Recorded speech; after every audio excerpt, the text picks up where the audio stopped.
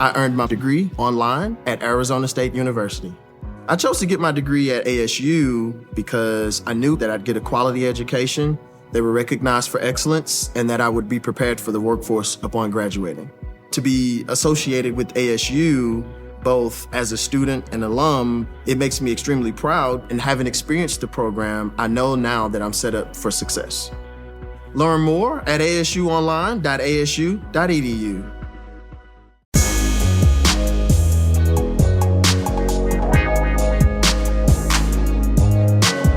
Hey guys, and welcome back to In the Mind of Jax Taylor. How's everybody doing? This week I'm doing a solo episode, but Lori's here. Just going to chat with you guys and discuss some things that I've come across and found a little interesting. You know, Lori's in the studio with me again today, like I just said, and she'll pop in here and there.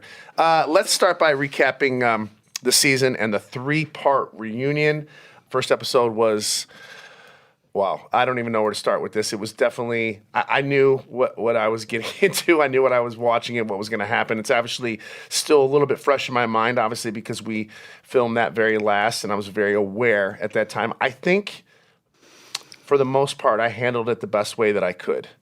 I don't think I could have really have done it any better. It's obviously very disturbing to watch. I still see a lot of anger from a lot of people. I feel like she was just out to get me. She was just out to you know, and I guess that's whatever. But it's just like almost like she just wants to see me fail. And it hurts a little bit. Like, you know, I obviously have done my fair share of things, but, you know, and, you know, maybe it was deserved. I don't know, but it just kind of hurt. And I guess it just also hurt, like, from Kristen, too. Like, you know, kicking me while I'm down. I'm waving the white flag, and they're still coming at me.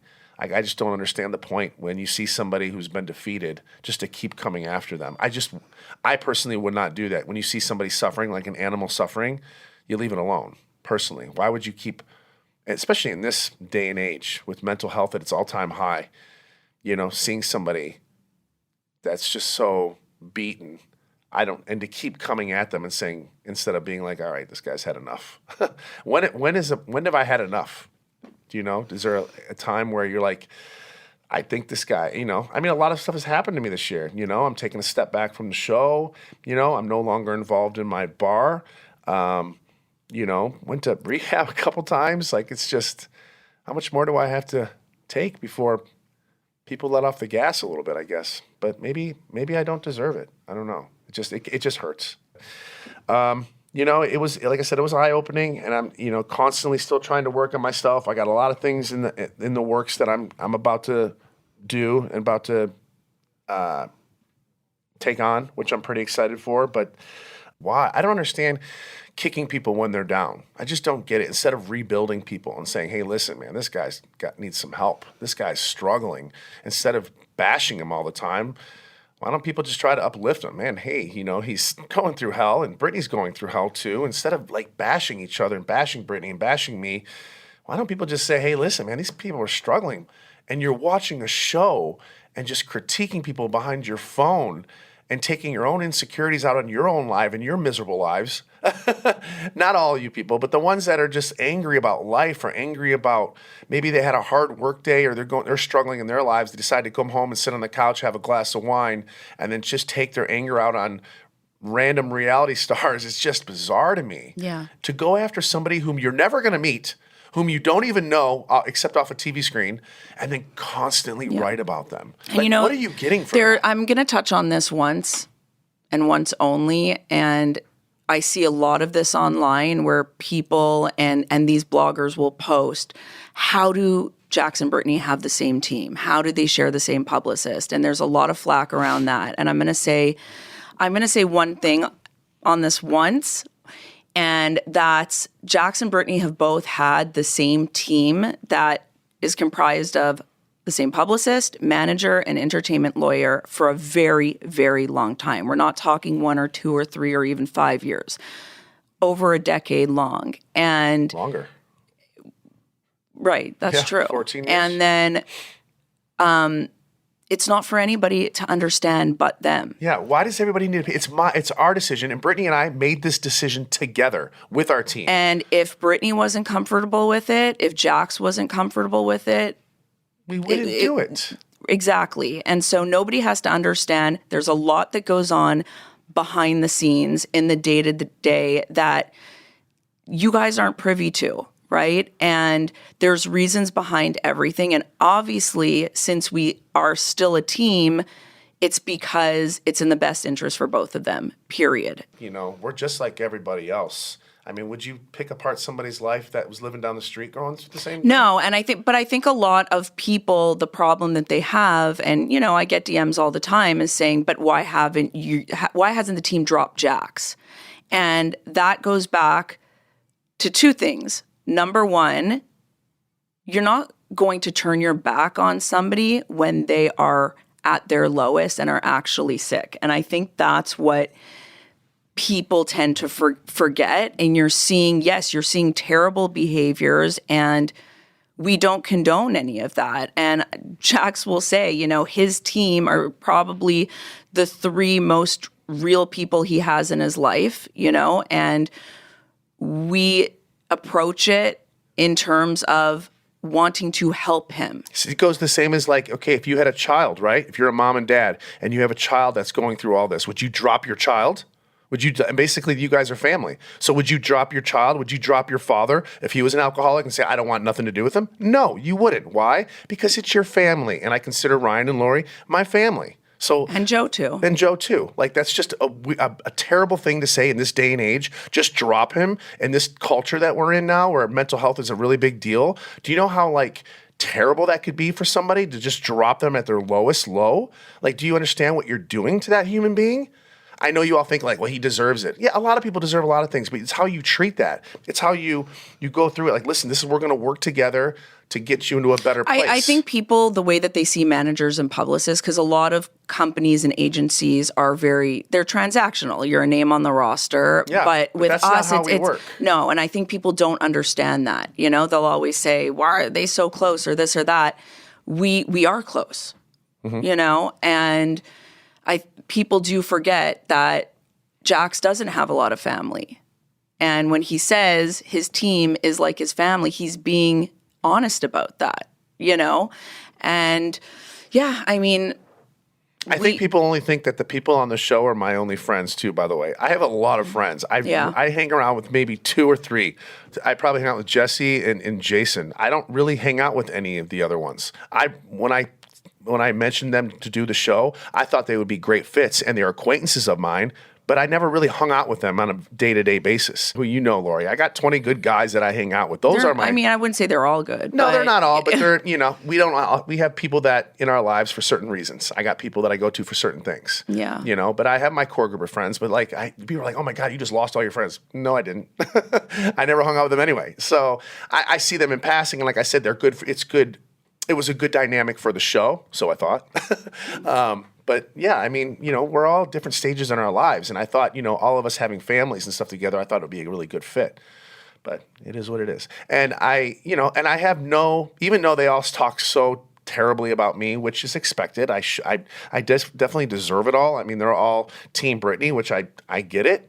I don't really have, as much as all the shit they talk about me, I don't really have much anger towards them because I feel like they're getting a very, I don't know. I don't really have any anger towards them because personally, they're just going off of what Brittany's saying, you know. I don't really. What purpose does it serve me to be angry towards everybody? I'm angry at myself. I'm angry about how things happen, but I'm not going to sit there and be like, I hate you, I hate you, I hate you. Am I a little upset with a couple people? Sure. You know, especially like Kristen, for instance.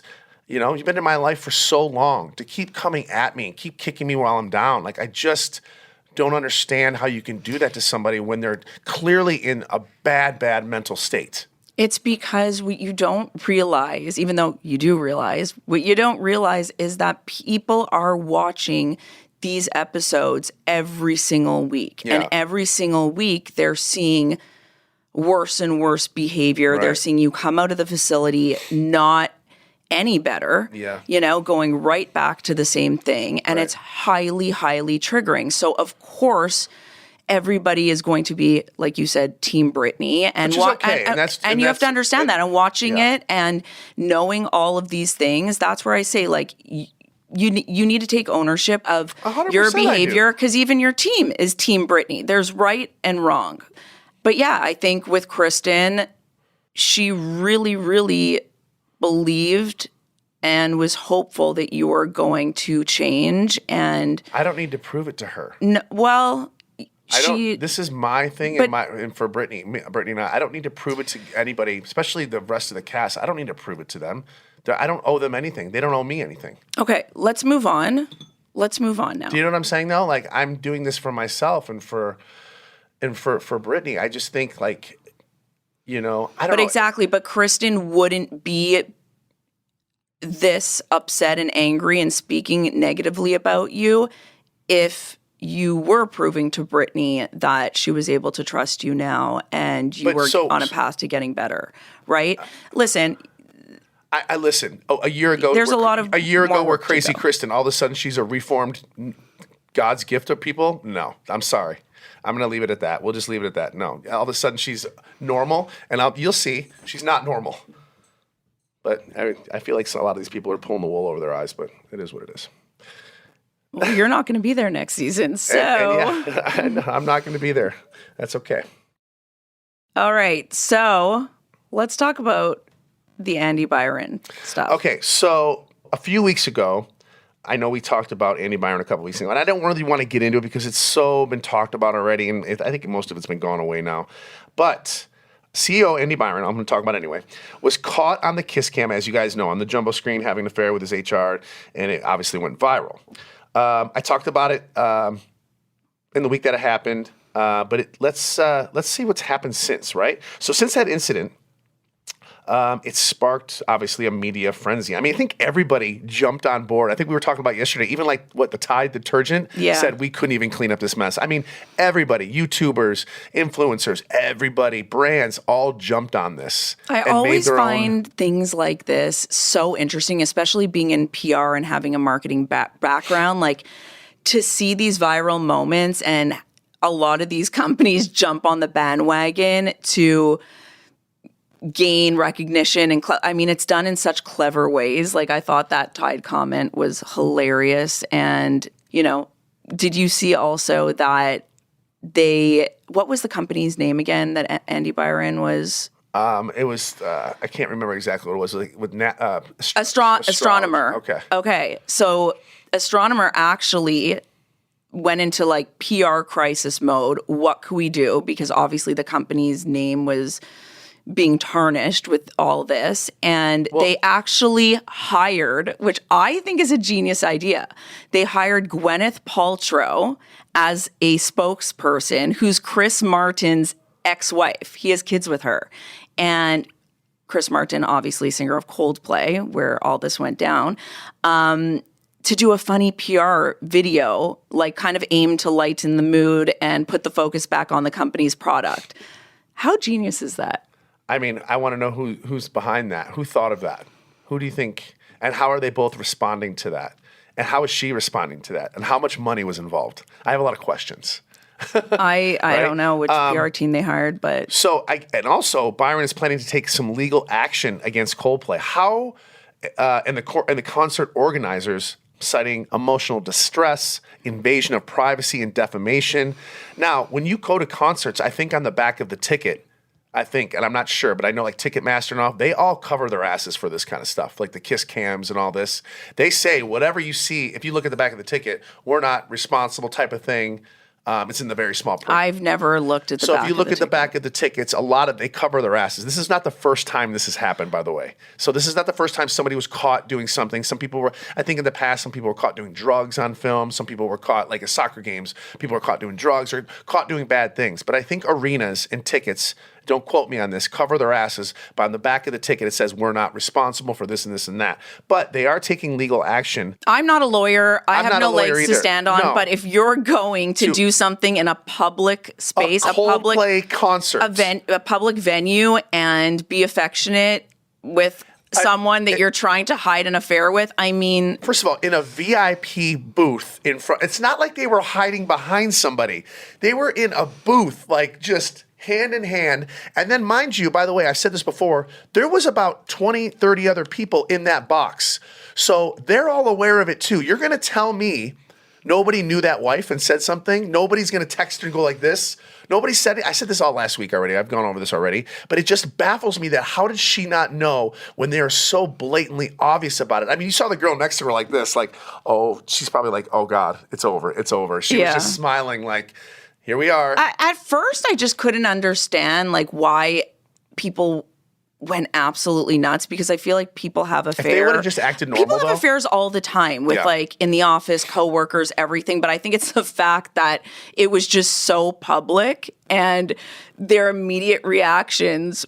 Like that, it was a real knee-jerk reaction to just. I think he ducked right under a table, and she. I know, but if he would have just acted normal, but it's easy to say. Everyone said, "Oh, he should have just acted normal." But in that, when you're in that moment, you think, "Oh my God!" And then he probably would have been acting normal. But so I don't know. I don't know how that's going to work. How can you sue a public venue? Well, you know who's winning? Byron's wife, because right after that. What about the husband of her? We haven't heard anything. Last week. Nobody's checking on the man. Why? Why is it nobody checking on the husband? He's going through the exact same thing as Byron's wife. They both had kids. Why isn't he a topic of conversation? I think because he's a freaking man. Well, Andy Byron is a very, very wealthy man, and I think the fact that his wife filed for divorce right after and filed for a $50 million divorce settlement. 50 million? 50, correct. Million. That is one expensive affair.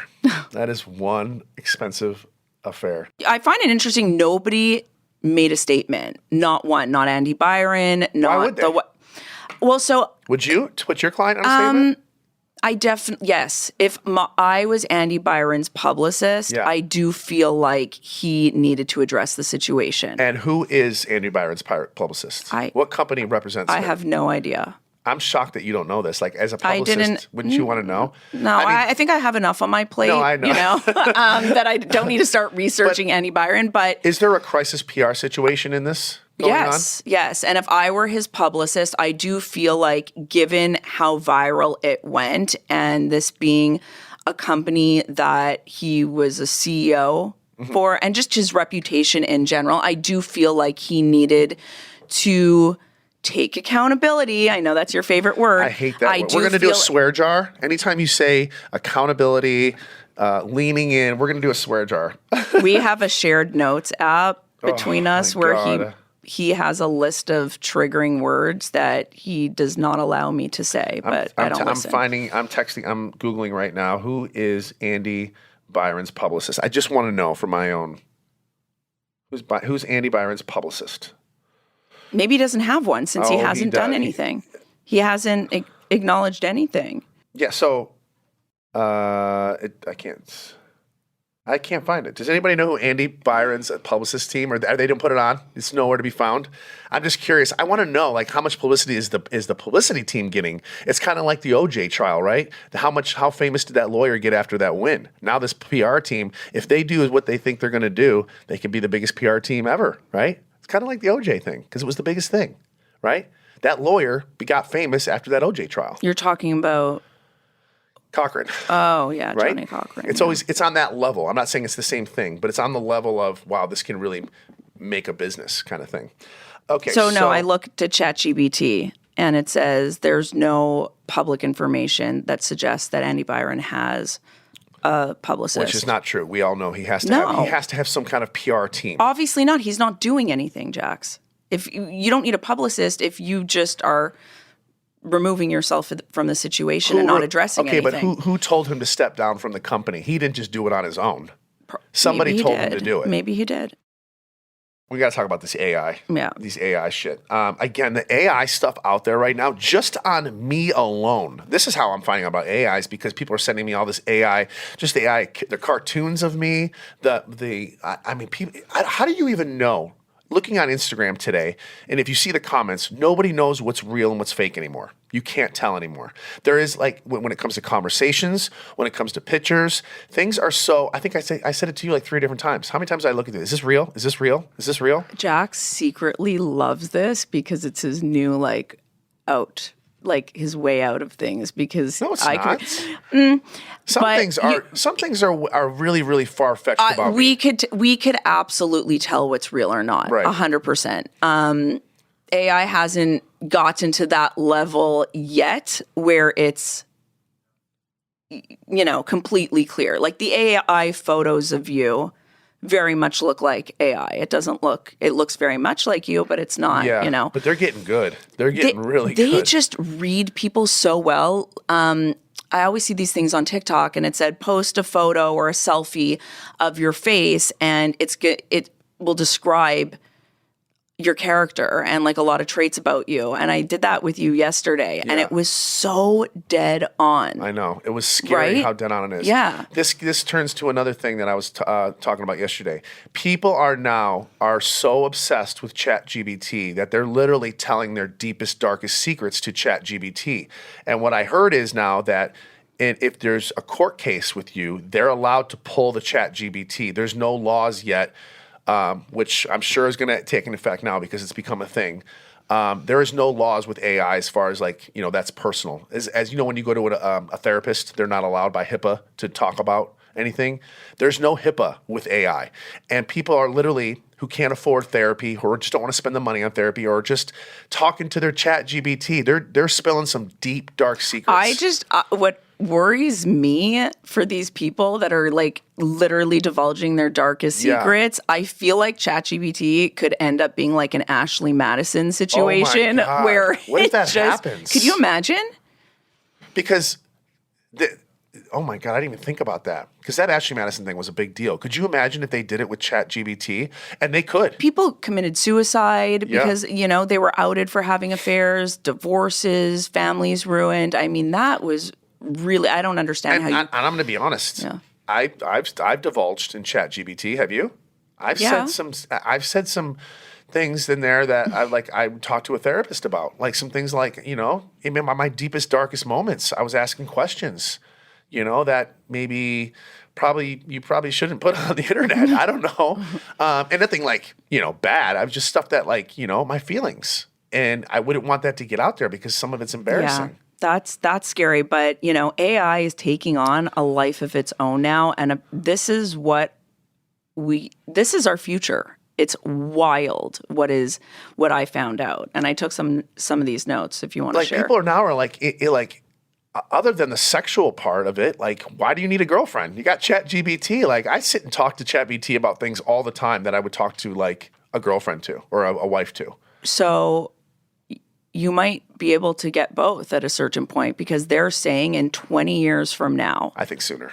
They say in 20 years, our grandchildren, so the people listening here are our demographic, your grandchildren will be able to marry an AI robot. So they are going to be able to transfer all of this AI information into human-type robots. Isn't that crazy? I think it's bizarre. But I also at the same time, I think it's going to drastically improve the divorce rate. So that's what they said. I think it's going to help a lot of people navigate relationships. I think it's going to be, here's to be honest, I think it would be, do you want to say better? Do you think people are going to be happier or do you think they're going to be less happy? So I researched because I was actually really interested in this, and I know we talk about it. So I wanted to bring it on the podcast, but it said that AI will eventually replace humans, or at least a large percentage of human tasks also. So for example, AI is going to replace therapists completely. That's the first thing that's going to go. AI tutors will eventually replace teachers that teach to children because AI is going to become so enmeshed with who the user is and understand their needs and their requirements that they're going to be able to teach directly in a personalized way to them. Right. Could you imagine? Yeah. And going back to that real quick, do you think now that people that want to go to school for therapy, do you think they're looking at this now like maybe I need a job change because AI is going to be taking over? Because not everybody can afford therapy, right? that's true. It's very expensive. This is free. And they're saying AI will eventually be able to book appointments, negotiate contracts, manage customer service, run ad campaigns and marketing. So That's a lot of it's jobs. scary. That's a lot of jobs. It's everything. But I'm just saying that's a lot of jobs that people are going to lose. This is people's livelihoods. And they do also predict that AI robots eventually will save marriages, and we're going to see a huge decrease in the divorce rate. I see that. And it's going to help marriages. I think too it's going to help with disease. I think it's going to help with catching things faster, quicker. So that's exactly what they said. They said AI medicine and science will be one of the biggest transformations, and they predict that in 6 years, which isn't long at all, that AI medicine will be better than actual doctors and save more people by discovering new drugs, optimizing surgeries, and creating personalized medications based on a human's DNA, on the user's DNA. Just for instance, I'm lazy. I'm not gonna. I saw a mole on my back. I'm like, I'll go to the doctor when I can. Lori literally took a picture of it and sent it to ChatGPT and see if it was cancerous. TMI. People are going to be like, why is Lori taking pictures? Well, because I had a mole on my back. What happened was we were doing a photo shoot actually for the podcast, and you were changing, and I had a mole on my back that's been concerning me. It's been a little tender, right? And I'm like, Lori's like, you need to go to the doctor to check that out. And then you're like, wait a minute, take a picture of this and send it to ChatGPT, see what they say. What I'm trying to say is how easy it is. And they scan it on ChatGPT, and it actually it will always say to go to a doctor to check it out, but it actually said, that they are not alarmed that this is cancerous because it doesn't have, I don't know, I guess it wasn't raised or something like that, but to still check it out. But it's amazing. Let me ask you this. Do you think there's going to be lawsuits coming up because people are going to get in trouble with the law or whatever saying, no, ChatGPT told me to do this, and people are going to try to sue ChatGPT for this? Do you think do you think they're setting themselves up for some serious lawsuits?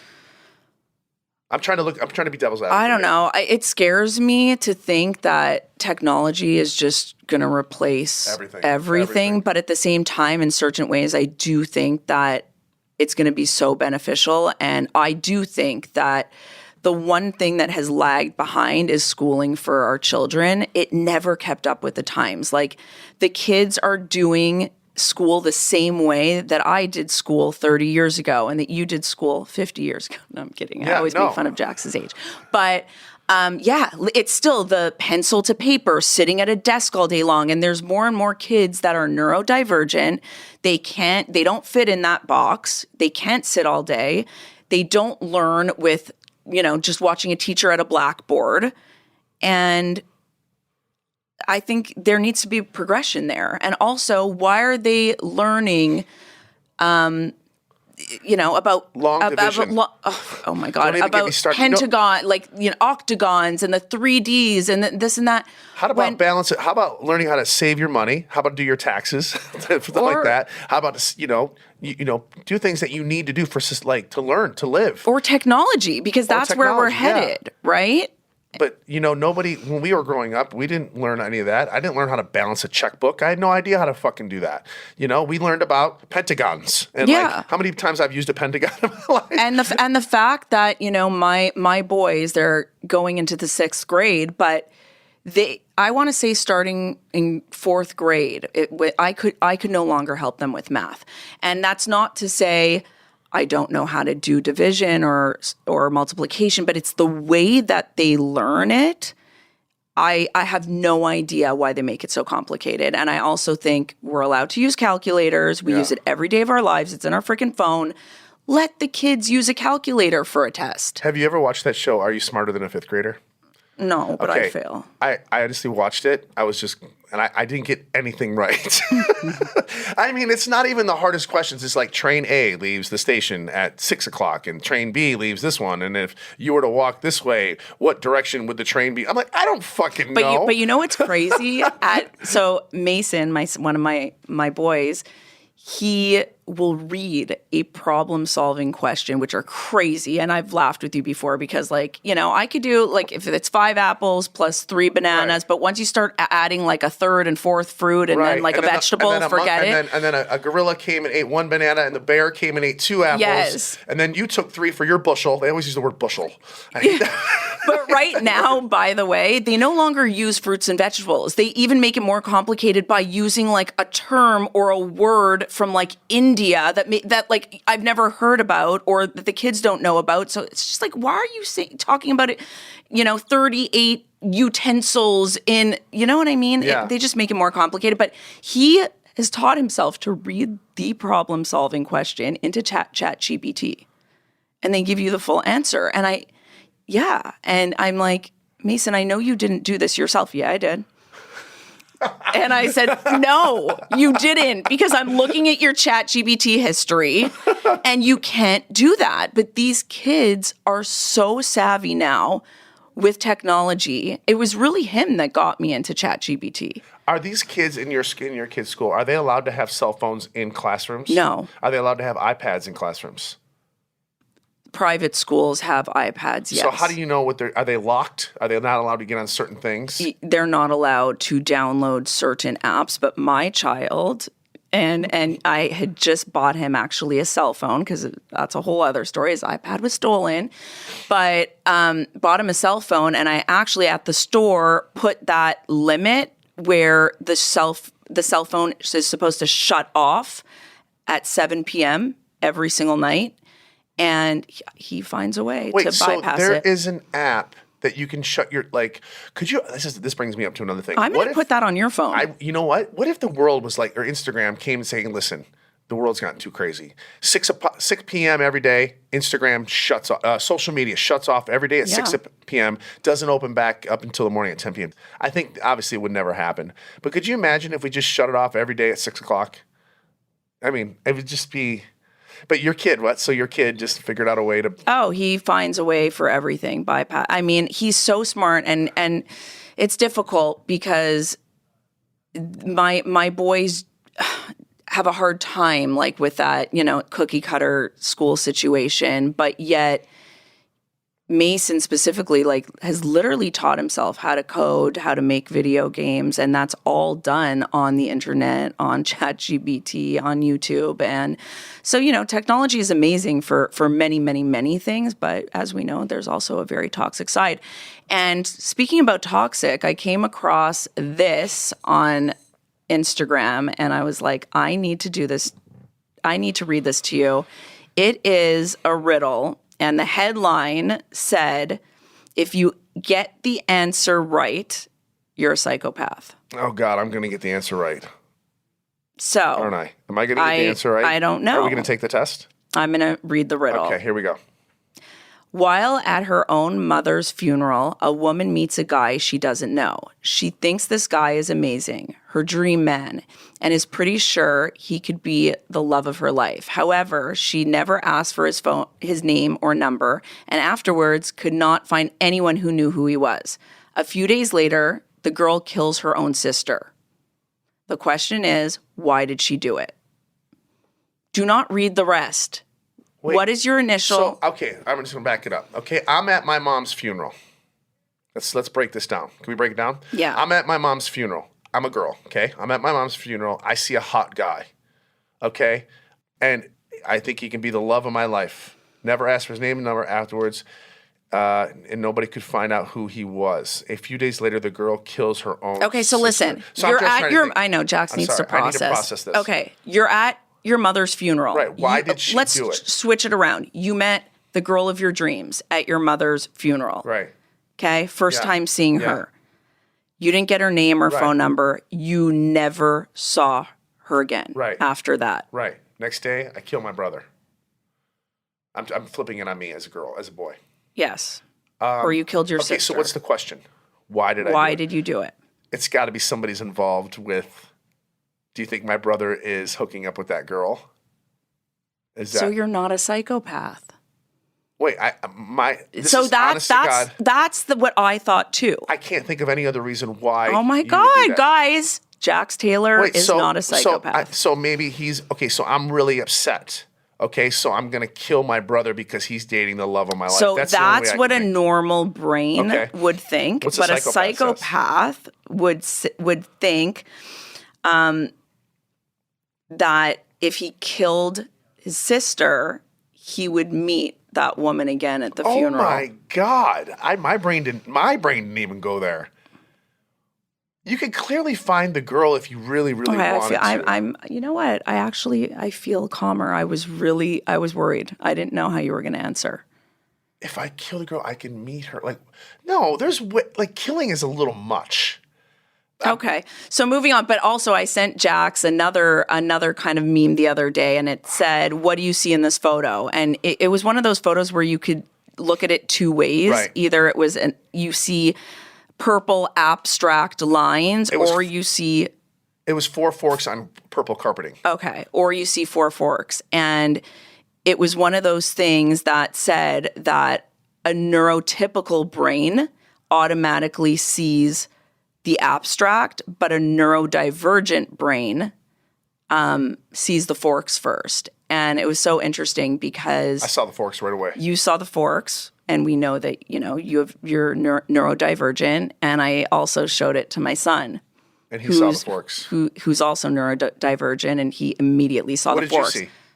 Abstract. And I sent it also to a few other of my friends. Abstract. So what does that mean? Is that bad for me? No, it just means, I think it actually, when I showed that to my son and he saw something completely different. And I mean, he's high up on the spectrum. It actually made me feel good because I was like, wow, there really is beauty in neurodivergency, how they see the world differently and they see things that not the average person does. And I feel like they can give so much to the world that others don't. Do you know what I mean? So I think that's cool. So I passed your test. I'm just so happy that you guys listened to this today, and I want to say thank you. And obviously, I want to say thank you to Lori, who's been here and helping out. I know you guys love her and love listening to her.